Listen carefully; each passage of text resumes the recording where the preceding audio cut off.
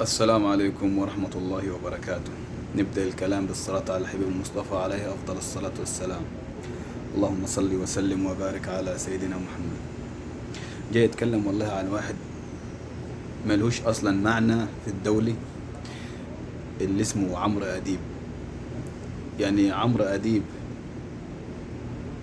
واحد أو مجموعة من المدرسين أو المدرسات، زي ما يكون حبوا يعملوا زي مدرسة خاص للبنات، لبسوهم حجاب شرعي، والبنات موافقة وأهلها موافقين والبلد اللي قاعدين فيها موافقين. انت مالك؟ انت ايه دخلك؟ انت ايه دخلك وهي تكون انت علشان تقول ازاي وبتنعر بحس صوتك؟ ايه يا عم؟ لا، يعني انت بتشجع الفجور ولا ايه؟ بتشجع الواحدة عشان تنزل بكت وحمالات وانت مفكرهم دول يعني زي بناتك ولا مرتك ولا ايه يعني؟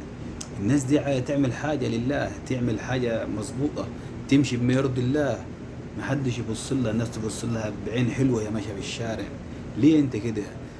المفروض توقف تدي تحية للناس دي، تقول يا ريت كل المدارس تبقى كده، مش ده مدرسة مش عارف الدهلية ومدرسة يا ابني هي ارتكبت ذنب، ده عملت حاجة يعني محدش عمل فيه عملها أصلا، يعني حاجة كويسة ما شاء الله، بزي حلو محترم حجاب، يداري أي حاجة في البيت، يعني حاجة حلوة، ما عملش حاجة غلط ولا أي قانون يحاسب على الكلام ده يعني. وما شاء الله الزي موحد، يعني ما شاء الله يعني موحد، ما فيش حاجة غريبة في الزي يعني. لا انت حضرتك انت مش عاجبك، صح؟ ازاي يحصل ده وازاي واحنا عندنا مدرسة وده في مصر؟ ليه لا؟ هي مصر حد قال لك مصر يهودية ولا ايه؟ ولا حد قال لك ان احنا مصر عايشين في اوروبا ولا امريكا ولا كون احنا كلنا قلبنا خواجات واحنا ما نعرفش؟ خليك في اللي انت عايش فيه، بس اللي كنت قاعد في الجيزة ولا في التجمع ولا في اي مكان، خليك في اللي انت عايش فيه، في المناظر اللي شبهك، في المناظر اللي شبهك واللي بتشوفها. انت انا عارف ان انت ما تقدرش تجرؤ ولا عندك الرجولة انك تلبس بنت من بناتك او مرتك حجاب، عشان انت انتايه يعني من الاخر. ومش عايزين نكتر في الكلام ونلبخ، الواحد ما بيحبش الغلط.